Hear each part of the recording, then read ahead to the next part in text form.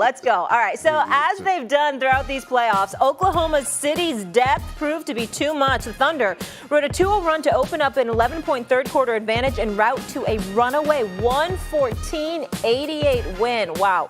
Shai Gilgeous-Alexander struggled early but finished with 31 points and 9 assists. Okay, S.A., here's what I want to know from you. Was this OKC blowout of Minnesota something or nothing? I think it was something, Molly. I really, really do. I walked into this series thinking that, it's 7 games, and I departed, praying that it goes at least 5. I mean, to be outscored 70-40 in the second half is very, very alarming. It's just one game. But when you see the fact that OKC played 10 dudes in significant minutes that all had an impact, when you see how their piranha-style defense was just took over when it really, really mattered, when you saw the ease with which Shai Gilgeous-Alexander, the eminent league MVP, finished with his 31 points, but had 11 free throws, when you consider how he struggled from the field and how Jalen Williams struggled from the field, and still they ran away with this in the second half, and Minnesota's bench, when it really, really counted, only made about 7 of 36 shots. You're just saying to yourself, good Lord have mercy. How are you going to beat this team? You're looking at Ant-Man and what he can do, but he couldn't do much last night. Naz Reid shooting 0 for 7 from three-point range, like 0 for 11 or 1 for 11 for the game.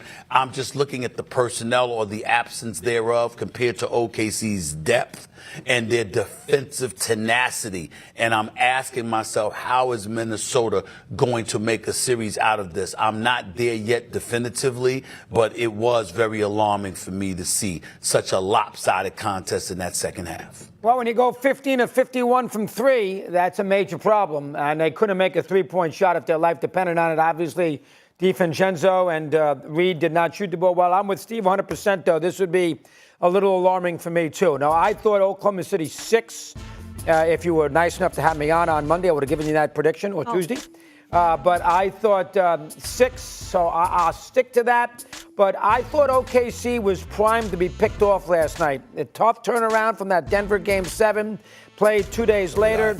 Minnesota should have had a bigger lead at the half than they did. It's only 48-44. They were up by 7 or 8 points in the first half, and OKC had not played well. SGA had not played well. And Minnesota kind of let them hang around and got too close at the half. And as Steve said, whatever it was, 70-40, Steve, in the second half, they got blown out. So I'm with Steve 100%. Yes.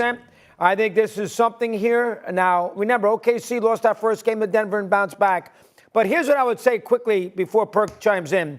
OKC, to me, I think they've blown a lot in the last couple series. Forget Memphis, but they were in big trouble against Denver 3 or 4 times for a young team. Lost game 1, lost game 3 in overtime, down 9 in game 4 in the fourth quarter. Could have easily lost game 5 and had to play a 7th game, and down 21-10 in that first quarter in game 7.